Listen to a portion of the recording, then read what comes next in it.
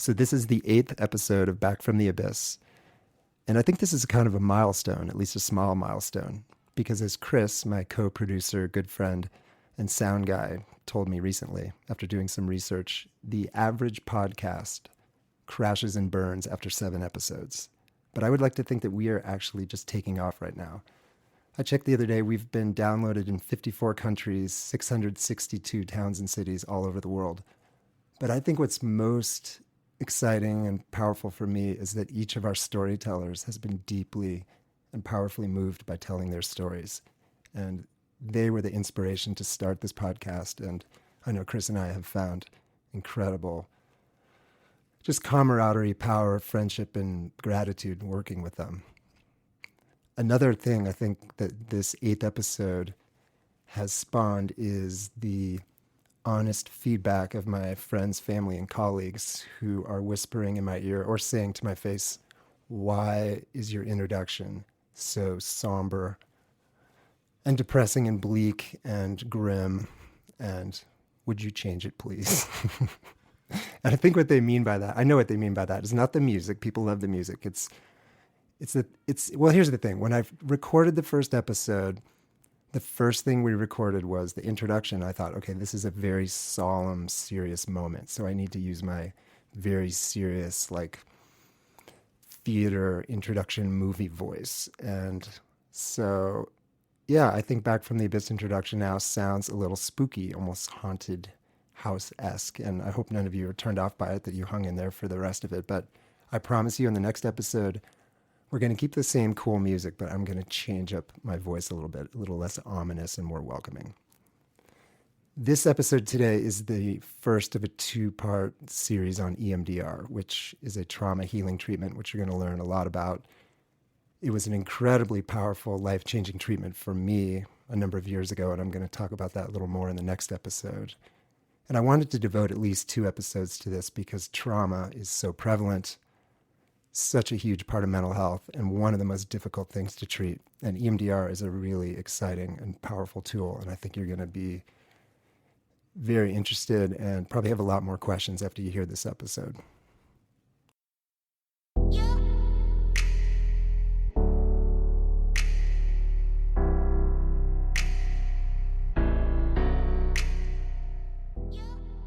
Welcome to Back from the Abyss, where we bring you stories of hope and healing, recovery and redemption. I'm Dr. Craig Heacock, your host and resident psychiatrist. Names and some details have been changed in these stories to maintain confidentiality. In medical school, I had an internal medicine attending who used to lament that nearly every medical case that was unusual or complicated or confusing or mysterious always came back to alcohol. 20 years later, I would like to propose a revision to her frustrated synthesis of allopathic Western medicine. I believe that a great deal of the medical complexity and treatment resistance that we see every day in clinics and hospitals across the globe is either caused or exacerbated by trauma. By hijacking the body's fight, flight, freeze mechanism and deranging the natural rhythms of both cortisol and sleep, unresolved trauma can act like a toxin, seeping into the deepest functional roots of the nervous and immune systems and turning the body against itself. In today's episode of Back from the Abyss, our guest Sophie tells the story of her teenage self watching her mother die from a medication allergy and the horrifying consequences that unfolded in the years after this trauma. She was one of the most loving people you'll ever meet. Very, very compassionate, caring. She was very involved in church, just really loved people and was a servant. Anybody needed babysitting, they needed food, they needed whatever they needed, she'd drop what she was doing and go take care of them.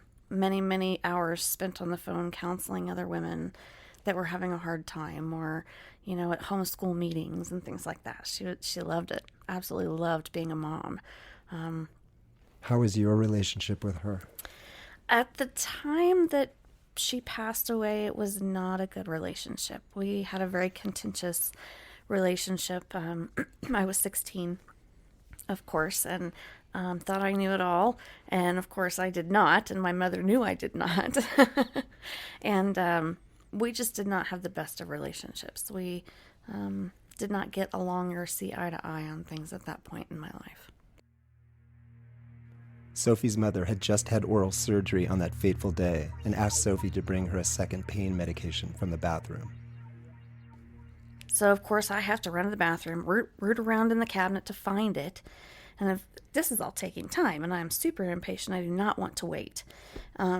Finally find it. I bring it to my mom, and I said, okay, I've got to go. And she said, no, wait a minute. And she sits and she looks at these two bottles, and she's studying them for a good 30 seconds. And I'm, impatient. I got to go, Mom. And she said, well, I can't remember which one they gave your daddy, but I guess they know what they're doing. And she handed me my dad's prescription, and I put it back, and I'm like, all right, I'm going to dance. And she said, all right, have fun. Have a good day. Off I went to dance. And I don't remember if I was late or not, but I remember afterwards was a big deal because my dance instructor asked me to stick behind because she put me on point that day, which is a huge deal for anybody that's a big dancer. It's a big deal. That's a big celebration day. So I was, of course, excited, but I was 10 minutes late. And my sister comes in a huff. We have to go. I have plans today, too. So we get home, and I walk in the door, and there's a totally different feeling in the house. As I look at my mother before I heard the munchkins up, I remember her face so clearly. It was very white. She was using her breathing machine because she had asthma, and she thought she was having an asthma attack.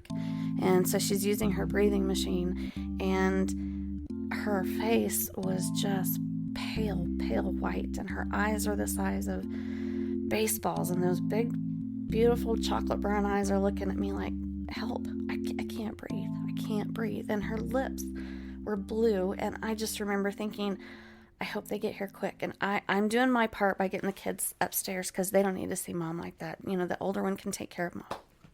So I'm getting the kids upstairs, and there's only one window that looks out onto the street.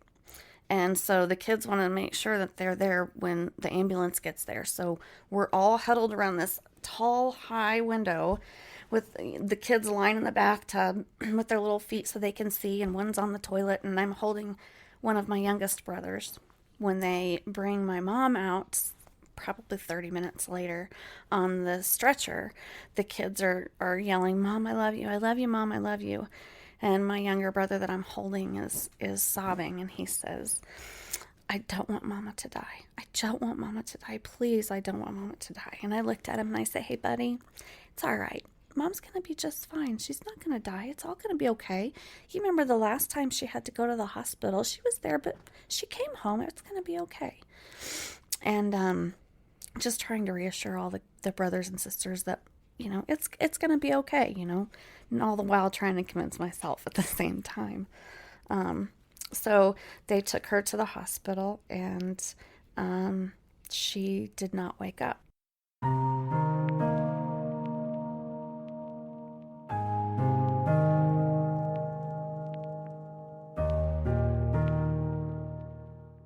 Somewhere in the next day and a half, I had convinced myself that was not the case, that Mom was going to be fine. She was going to wake up.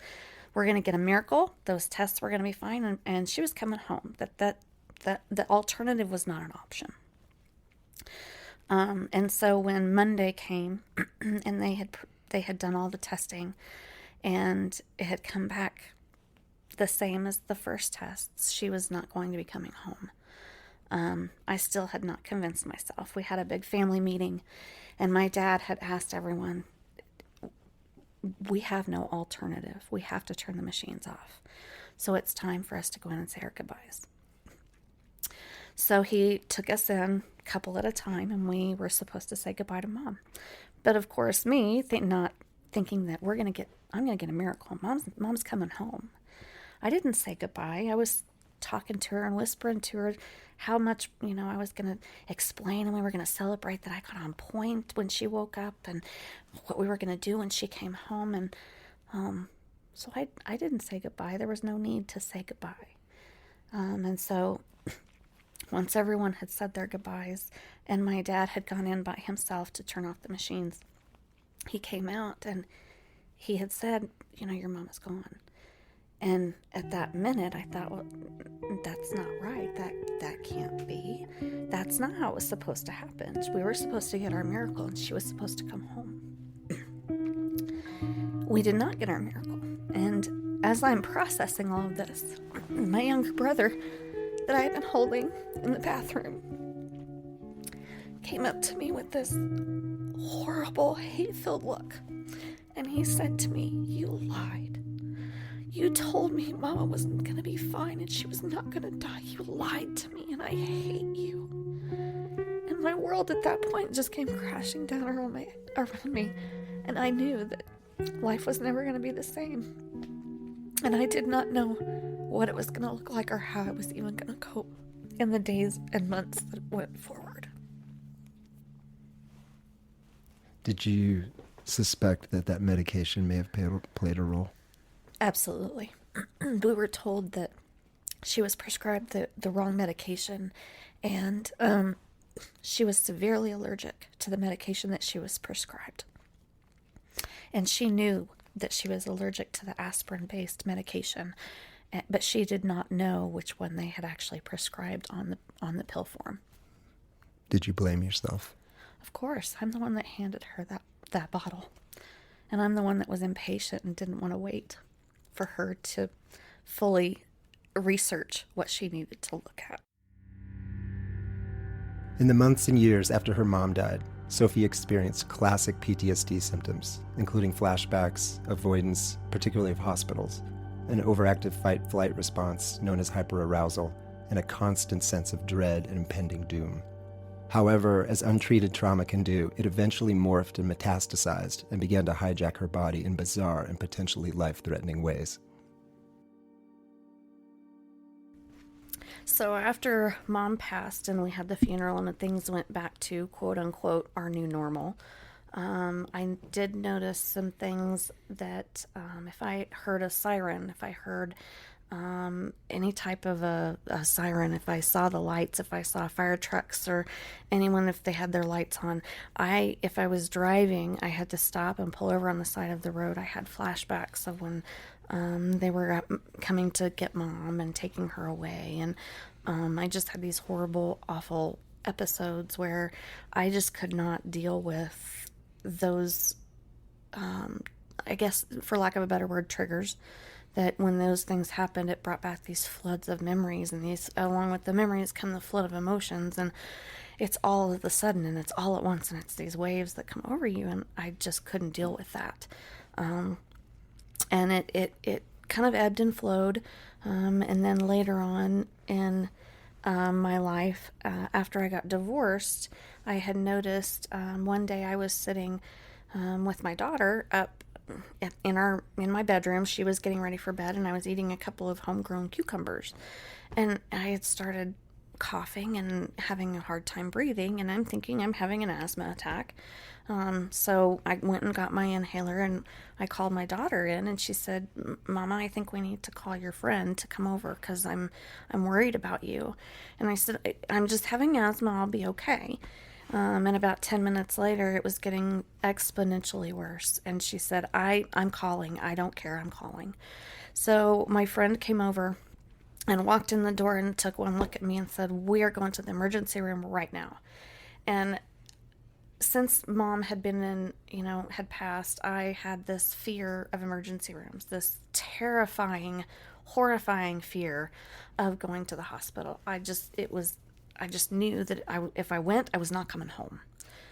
And But you didn't have asthma before. I've had asthma since I was little, but it never was very bad until my later years. Mm-hmm. And then when this happened, I just thought, I'm having an attack. Well, I got to the hospital, and the normal, typical treatment that they give for asthmatics, the nebulizer treatments weren't working.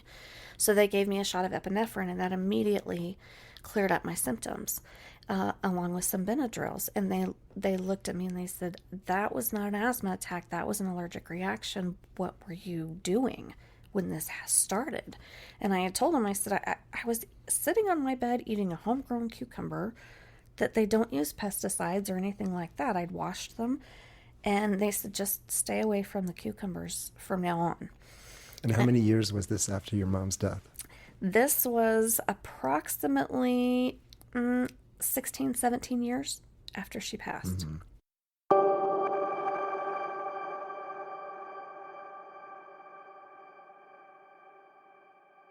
So you'd had some PTSD-like symptoms with sirens and deep dread, panic around emergency rooms and being triggered by sort of 911 emergency stuff, but no respiratory, asthma, Not allergic severe. reaction stuff. No, not at all. Not at all. And I remember it just got exponentially worse from there. A couple of days later, not thinking, I was eating a boxed lunch and had a pickle in it, and I just pick up this pickle, take a big bite, and swallow it before I realized what I've done. And my friend that had taken me to the emergency room was sitting next to me, and she turned to me as I'm horrifically looking at this pickle in my hand, and she said, "Please tell me you did not eat that." And I said, "I did."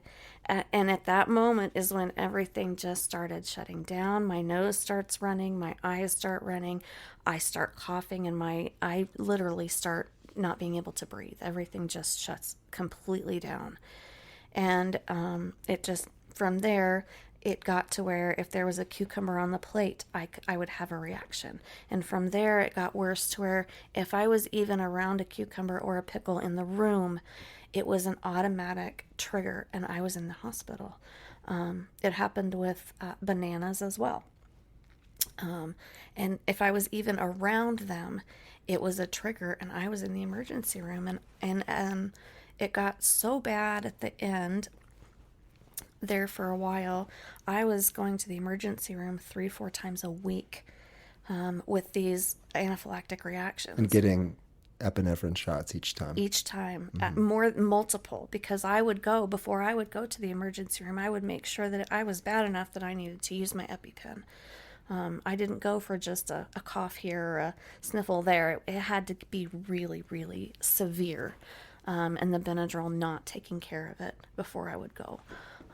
There was a couple of times that I was in ICU overnight because of the severity of those reactions. And it got to where I would have the reaction, and then I would have rebound reactions 4 or 5 hours later when the Benadryl wore off.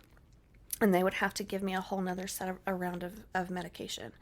And I did that for months. And then started creeping in were anxiety and panic attacks. 2, 3, 4 times a week, I would be debilitated 2 and 3 hours where I just could not function. I would think, my chest would be hurting like I'm going to die. I have this impending sense of dread. Something bad is about to happen, and I don't know what it is. And it just got so overwhelming that my life was out of control with the panic and anxiety attacks as well as the allergic reactions. I was not functioning at all. Over what period of time was this all spiraling? The allergic reactions started and got worse over about 4 or 5 years, but the last 6 months was exponential. I went from maybe 1 or 2 a month to 3 a week in those last 2-3 months. How could you live your life? I didn't. I lived on Benadryl and epinephrine, and I was losing weight because I couldn't eat anything. I lost about 15 pounds. I couldn't eat or drink anything. I'd cut out caffeine because I was desperately trying to figure out what I was reacting to. Yeah, like your body is shutting down now to anything, everything. Everything. Mm-hmm. And I can't function at all. Then I had been to countless doctors here in town, and I ended up at Anschutz with one of the specialists down there, even trying to help me. Several different trips down there daily, full days where you go down and you do testing, and just them doing everything they can to try and figure out what was going on. And then I had a therapist friend that I really trusted and respected suggest going and that this could possibly be linked to my mom and the trauma that I experienced when I was younger. And he suggested that I try a type of therapy called EMDR. EMDR is the acronym for eye movement desensitization and reprocessing, a type of trauma therapy that uses repeated imagined exposure to past traumas, while also incorporating various types of bilateral activity or stimulation. In this therapy, a patient might think about and or discuss a trauma while looking left, then right, or holding oscillating paddles in each hand, or tapping on the right side of the body, then left, or listening to alternating tones in each ear. The theory behind EMDR is that alternating right-left brain stimulation during exposure to a traumatic memory can eventually dial down the trauma, making it less awful and overwhelming, essentially moving it from boiling over on the front burner to simmering slowly on a distant back burner. What made this wise therapist suggest to Sophie that she might try trauma treatment to address her life-threatening food allergies and bouts of anaphylaxis? I'm guessing that he had seen other patients who had had long, painful, and fruitless journeys through the Western medical machine without getting clear answers, then found that, surprise, severe trauma can and often does trigger a vast array of complex and often bewildering symptoms and clinical presentations.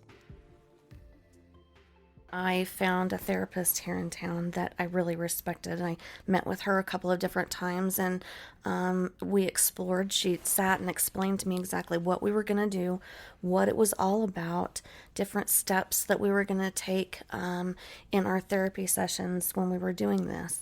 And what did she describe to you? Because I'm guessing most of our listeners have no idea what an EMDR session might look like. So our sessions looked like I would show up and we would just talk a little bit about what was going on currently in my day, my current mood, how I was currently feeling. And if we needed to do some calming and relaxing exercises before we started, because they can get a little intense, a little emotionally intense.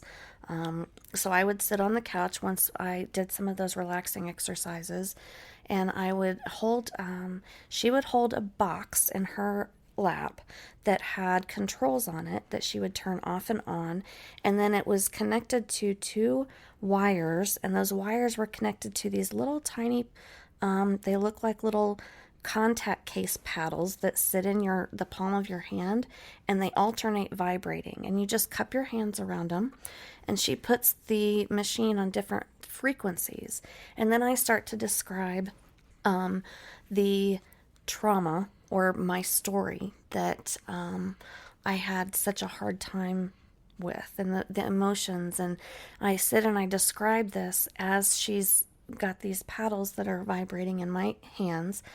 And at any time, if it becomes too emotional or I get too overwhelmed, we can stop. There were several times that I would get, 3 sentences in and we would have to stop and take a break. Are your eyes open or eyes closed as you're doing? It totally depends on the patient. Mine, I usually closed my eyes because I was more comfortable visualizing in my head when my eyes were closed, and I was more comfortable telling that story when I could see it. It was a lot more intense as well for me, though, when I closed my eyes. Mm-hmm.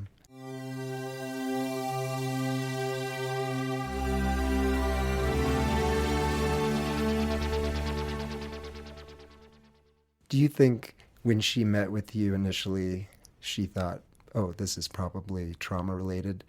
Or was she more kind of going on a fishing expedition with the EMDR to see, well, maybe this will work, maybe not? It was more a fishing expedition, I believe.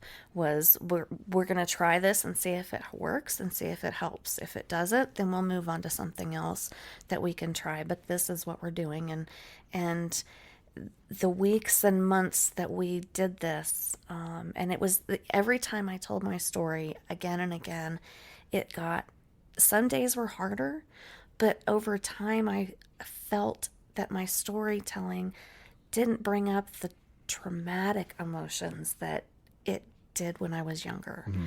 And were these sessions focused on your mom's death specifically? Yes. So when you say telling your story, this was iterations of going over and over your mom's death, your guilt and blame and... Yes. Yes. It was just an amazing, I just had to keep telling the story over and over again. But every time I did, closer to, after we had had several sessions, months of sessions, and I noticed it got easier to tell the story. I thought of it differently, for lack of a better word. It was... Was she giving you guidance? Saying, hey, Sophie, today try telling the story with this voice or this perspective, or try to bring more self-compassion into it? She did not. She told me that this is my story, and however I felt I needed to tell it, to be kind to myself, but at the same time, this was me telling my story. She thought it was very important. And we gave different, she said, think about how you would look at this trauma. Does it have a shape? Does it have a voice? Does it have those type of things?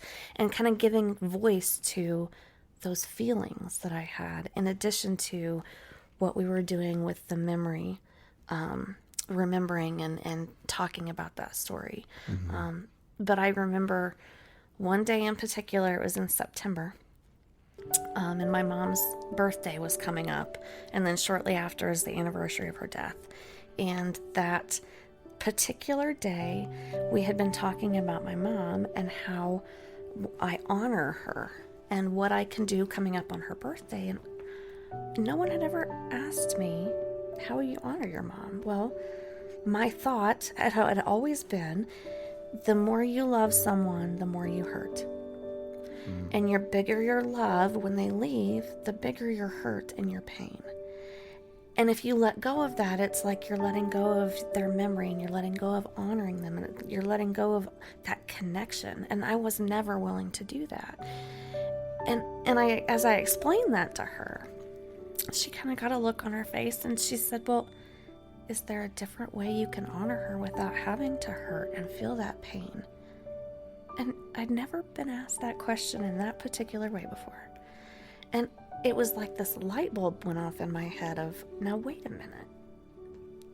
I've never thought of it that way before. So in the next couple of days, I've now got a tattoo on my ankle, and it's an infinity sign with birds flying, and it's got it's got mom in that infinity sign.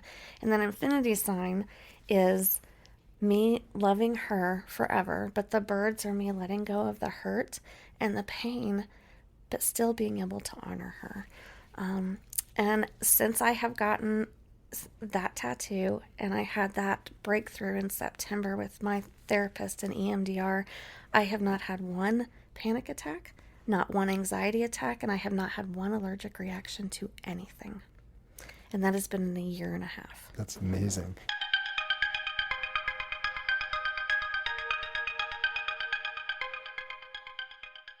No, let's go back. Did that beautiful, brilliant question that she asked you, could you honor your mom in a different way? Was that sort of the gateway to go towards healing? Yes, it was the permission that I needed to let go of all of that pent up, built up hurt, trauma, pain, agony that I had held on to, because I thought that was the only way that I could make her proud, that I could keep that connection with her and to honor her, because I love her. And, I didn't get to tell her when she was here as much as I should have. Can you do a thought experiment?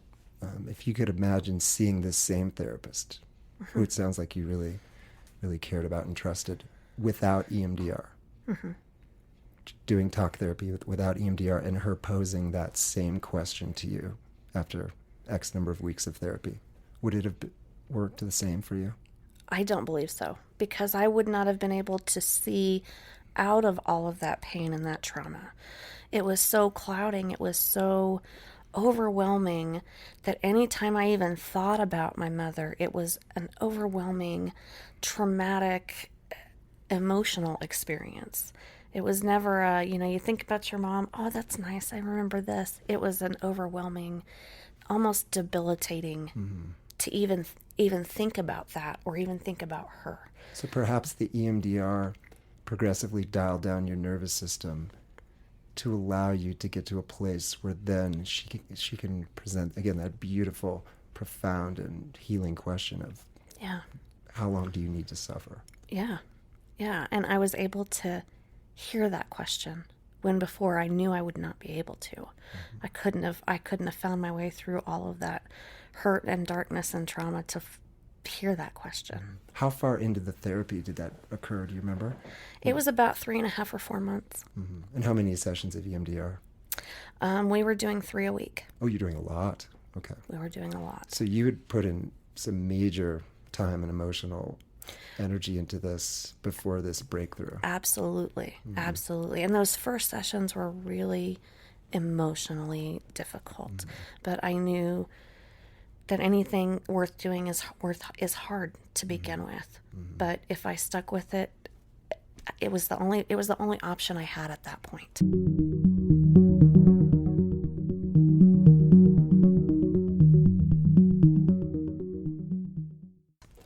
Did you see any improvement in your symptoms in those initial weeks when you're committing to doing 3 times a week EMDR? And Things got worse. Things got worse. I had more panic attacks. I had a few more allergic reactions. But the more I went and the more I stuck with it, after those first 2.5, 3 weeks, it started getting better. And that's when I knew I had made the right decision and I needed to stick with it. And it was... Did she warn you of that? That She did. you might get worse before you get better? She did. Yeah. She did. But at that point, I had nowhere else to go. Because I'm imagining you're already in the worst, darkest place. You are having these terrible attacks. You go to her, start doing EMDR 3 times a week, and you get even worse. Yes. Even more anxious and panicked, and yet you hang in there. Yeah. Because you felt that was your only hope. That I felt that was my only hope. That was my only option at that point. I had done the other, medical doctors. I had done everything else that I could possibly think of, and I was out of options. And when did you know you were better? Well, I had not had any panic attacks. I had not had any allergic reactions, and I had noticed I was able to be around pickles and cucumbers in the same room. And I thought, that's really odd. But I like can't it. be around pickles. I can't. He has an aversion to them. Could EMDR fix that for me? We can only hope. Okay, yeah, I can't do pickles. Cucumbers, I can do that. So you just inadvertently found yourself in proximity to pickles. And being fine, being in proximity to pickles and cucumbers. And then literally about, I don't know, it's probably 6 weeks ago, I had brought home some watermelon juice and I noticed it had cucumbers in it. And I looked at my sweetheart and I said, hey, what do you think? I said, I have an EpiPen here. I said, you're here. I'm safe. What do you say I take a sip and see what happens? And he looked at me with his eyes as big as saucers. He said, you really want to do that? And I said, well, I'm here with everything that I need. I just am curious. He said, okay. So I take a little shot glass, and I take a shot glass. Nothing happens. And so I said, hey, I think I'm okay. And he said, well, I don't know about that, because he saw everything that I had gone through from being even in the room with a pickle. And so I had drank the watermelon juice, and then a couple of days later I was going for lunch, and I said, you know what? I'm going to have pickles on my sandwich. And they said, okay. So I ate a chicken sandwich with pickles on it last week. Oh, yuck. That's so gross. Oh. Did you keep seeing the trauma therapist for a while after this breakthrough? I did, until she finally kind of looked at me and said, we might be able to, take these back to once in a while until you feel like you need one because you're coming in here pretty happy and carefree these days. I said, all right. I'll make room for people that need it. I see at least two important takeaways from Sophie's story. First, trauma can and often does present in unusual and mysterious ways. In Sophie's case, I suspect that the traumatic freeze response, powered by her parasympathetic nervous system, eventually activated an allergic reaction, or anaphylaxis. In the show notes, I have a link to this phenomenon. While her repeated epinephrine injections often did help push her out of her anaphylactic freeze back into fight-flight, they didn't stop the relentless progression of her trauma response. Second takeaway, like the other storytellers on this podcast, Sophie's course of healing was more like a marathon than a 5K. She needed many, often difficult and painful sessions of EMDR to move towards the resolution of her trauma. Doing 2 or 3 sessions of EMDR or another exposure-based trauma treatment and expecting to be healed is like jogging around the block a few times and expecting to run the Badwater 135. Therapy is hard work. It can be a long haul, but it just might change your life. If you like this episode, please share it with anyone else who might find hope or meaning in this story. Check out our website, bftapodcast.com, where you can learn more about us and this project, get more information on the treatments mentioned in the stories, as well as additional resources and music credits. You can also email us with comments or story requests. If you have time, please rate us on iTunes, as this helps us spread these stories far and wide. Much gratitude to my good friend Chris Johnson, who does our sound, and thank you for listening to Back from the Abyss. May each of you find the strength and support to find your way through the darkness.